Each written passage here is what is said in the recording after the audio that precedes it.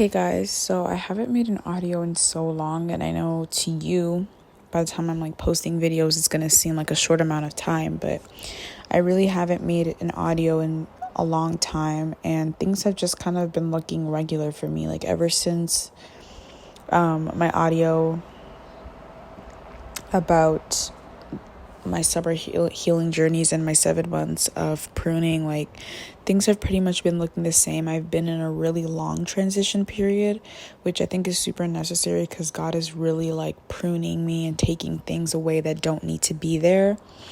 But I just finished making a YouTube painting for another video, and then I caught myself just scrolling and just doing whatever for 2 hours, and I found myself doing that. Once I do one productive thing, I just find myself okay, I get to take a 3-hour break, and then I just fall off for the rest of the day. And so I got conviction, and I was like, God, I'm hungry, even though I just ate. And God said to me, so clearly spoke to me, are you hungry for food or for spiritual food?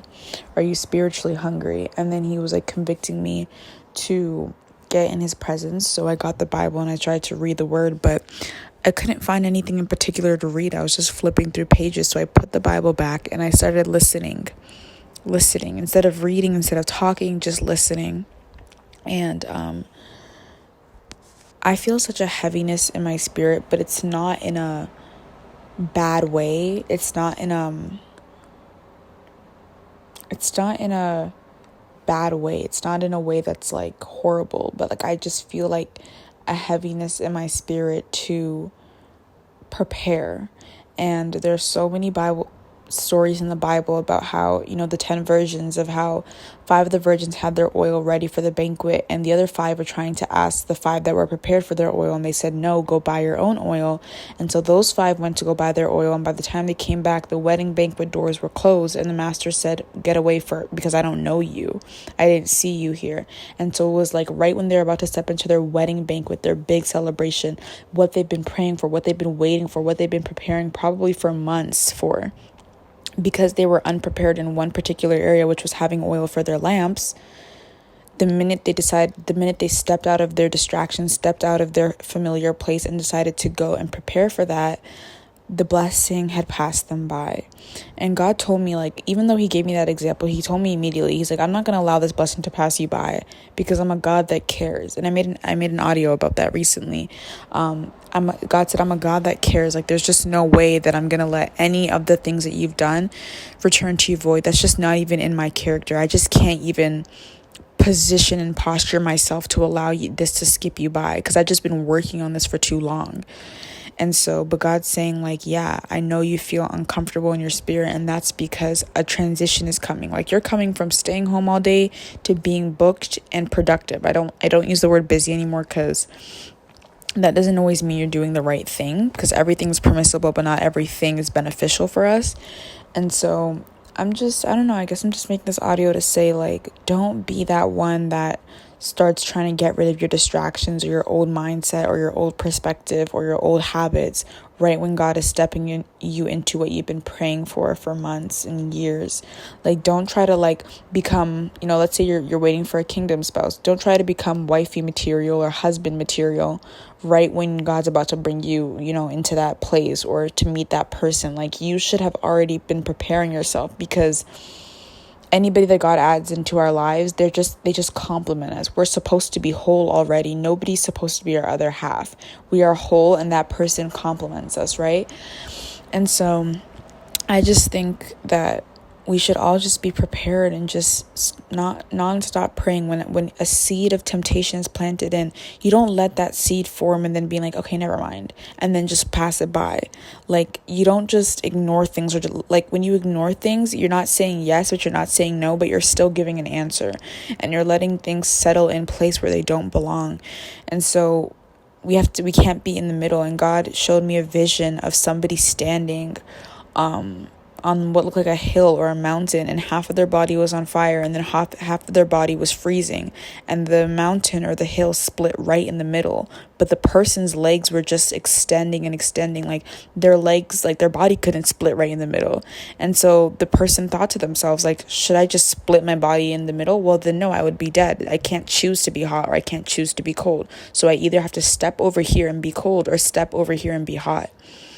And what God was teaching me when he showed me that vision was that we can't only want to do things for God 1 second and then indulge in our fantasies the next, or only want to be obedient to God in what feels most comfortable to be obedient in, and then do whatever we want, And it's like we're always going to find that disobeying God, like, it always feels weird. It always feels bad. It never feels good to do.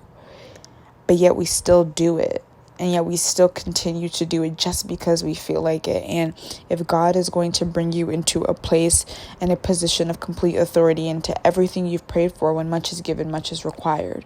And we know that God gives and he takes away. So we can't be mad if God gives us much and we're not able to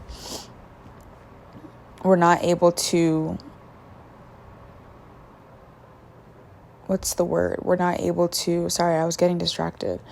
When God gives us a lot and we're not able to handle that and maintain that in the right way, then God has to take it away, because ultimately that will lead to our distraction and our destruction. And we know that the devil comes to steal, kill, and destroy. And so if that's the traits of the devil, God can never allow us to walk into destruction. He has to pull us out of it, because that's not his character. And so we have to just remember to, obey God and understand that, like, we pray for things and we really have no clue what we're praying for. We pray for things and we really have no clue, like, the extent of what we're praying for. That's why you need to be very careful of what you pray for. Be very, very careful and understand that if you're praying for something, then you better be ready. You better be so ready to live up to what you prayed for. And if you don't feel ready, then ask God to prepare you. That's nothing that he can't do. It's nothing that he'll refrain from doing. God says, ask and you will receive. You don't receive because you don't ask.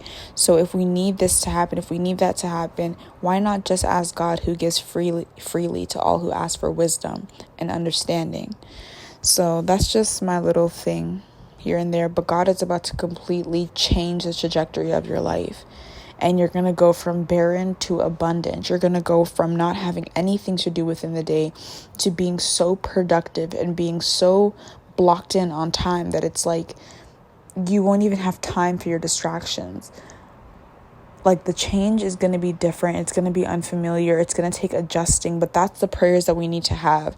We need to pray that God, even though we're not in that place right now, but we're just at the edge of glory, we need to pray that God, in this moment, that we're not doing the things that we're going to be doing in our new season, that God prepares us to do those things. Like, God, in my new season, if I have to wake up every morning at 6 a.m., even though it's the summer, even though I can get up whatever time, go to sleep whatever time, prepare me to block out my time accordingly so that I can wake up at that time and it doesn't feel like a stretch. God, if in my new season I'm going to have a lot of money, if I only have $10 in my account right now, show me how to be a good steward of this. God, in my new season, if I'm going to have an abundance of friends, show me how to discern the one friend that I do have right now.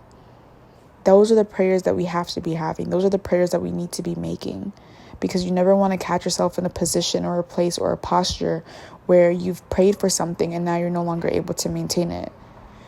So that's all I wanted to say today. And I just really pray that you talk to God and be vulnerable with him. He's not afraid of you. He's not afraid of what you have to say. There's nothing new underneath the sun. He had a whole entire conversation with Job. It was crazy. Y'all need to read the book of Job and just see the type of vulnerability that Job had with God, yet the love that he continued to, abound in. And make sure you're being vulnerable with God. Make sure you're being true with God, and he will show up for you. He's never left me stranded, and I know he's not going to do that for you either. So I thank you for listening. Now enjoy this last few scenes of me just finishing up this painting. It was super peaceful painting, and I really, really did love this. So I hope you guys enjoy it, and you can watch to the end if you want, or if you've got everything you need to get from this video, then you can click off. But I appreciate you for even being here.